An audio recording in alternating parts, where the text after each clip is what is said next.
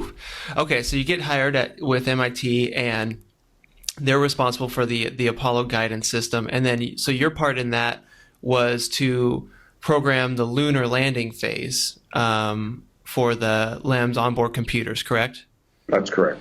So can you just kind of, just talk about, I mean, exactly what that is and what part of the mission that is, and just like the extreme difficulty of that?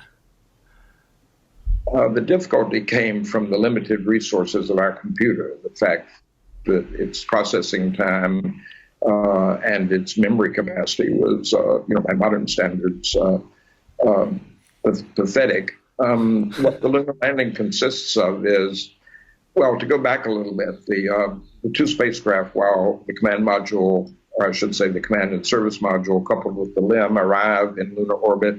They do the burn to get into lunar orbit. At some point, the LEM separates. They're in a 60-mile circular orbit. Mm-hmm.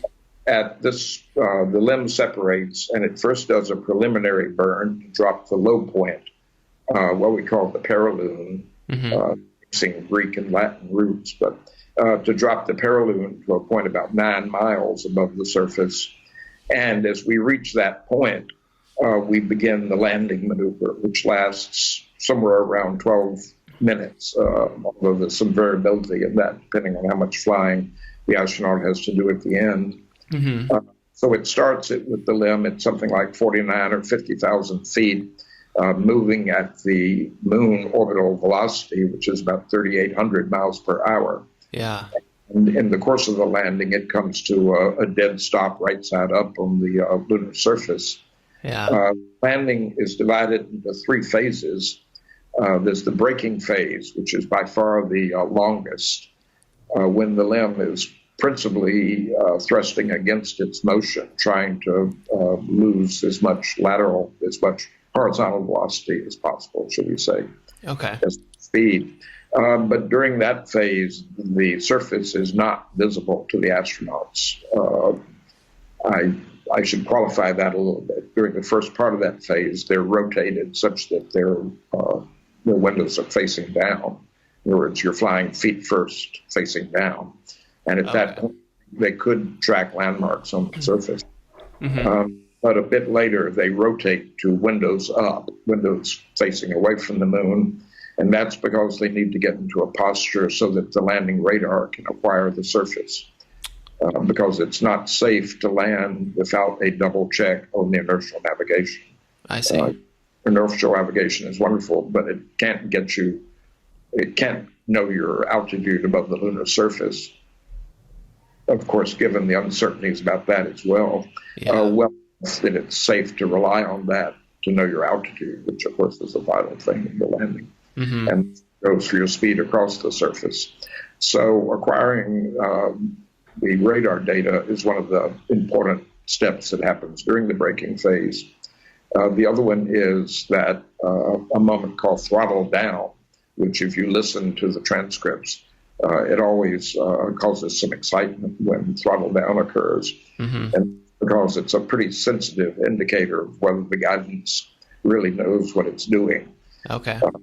The reason for that is that the lunar module engine, which is a unprecedented engine for the time by being throttleable, but we're not allowed to operate it in the region between about 60% and 100%.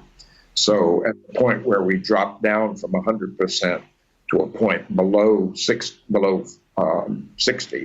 is that throttle change has to happen in one fell swoop, and that's called throttle down. Okay. So the braking phase continues, but at a point at about 7,500 feet above the moon, we switch to the next phase, which we call the visibility phase. We do that by using the same equation, but switching the targets to a new set of targets. And during the visibility phase, the LEM does initially pitch forward, such that the crew have a good view of the surface in front of them. Mm-hmm.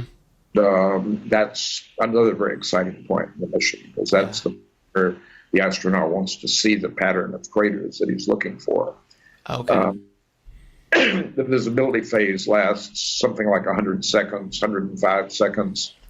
But the end of it depends on the astronaut, because at some point, as anticipated, somewhere usually in the neighborhood of 400 feet altitude, the astronaut does take over in another mode that I would call a semi-manual mode.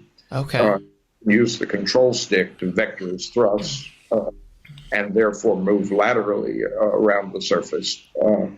But at the same time, the computer controls the throttle to maintain a constant rate of descent. Okay, I see. Now, this rate of descent he can modify with a little toggle switch near the commander's left hand. It works like the speed control on your automatic speed control on your car. You can lift it up or down to add or decrease by 1 foot per second your descent rate. So the computer saves the astronaut from having to manually operate the throttle with one hand and the attitude stick with the other, I which see. can be done, but it's a very challenging piloting job. Right. And in that mode, he finally touches down after whatever amount of maneuvering is necessary. Yeah.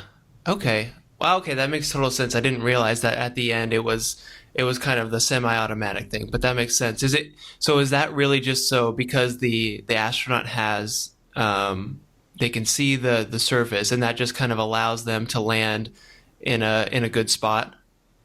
Precisely. There are two things that help them, that the software does, that helps them to land in a good spot. One of them is that during the visibility phase, we compute and display on the display and keyboard, a number that tells the commander who's standing on the left side of the limb where to look along a scale that's painted on his window. And if his eyes lined up properly, that point will show him the point that we're aiming at, that we're going to at that moment. Oh. By using the same control stick he would later use for attitude, but now he's using it just as a discrete controller. By clicking it left or right or forward or back, he can redesignate, was the word we used. He can redesignate the landing spot, in other words, move it by a fixed amount in any direction. And he can use that for sort of gross adjustments of where he's going. But then after he goes into the final landing phase, which we call P66 in terms of the program numbers, then he's flying like a helicopter, essentially. He's literally moving back and forth and forward and back under, as we said, semi-manual control. And that gives him the final adjustment of where he's going to land. Okay, that makes perfect sense. Cool. And then were you responsible for essentially writing that whole autopilot program for that entire 12 minutes, or what were you responsible for? Well, the way we use the word autopilot applied to the control system. I learned early on that guidance, navigation, and control, that famous sort of trio, really are distinct disciplines. Oh, okay. Navigation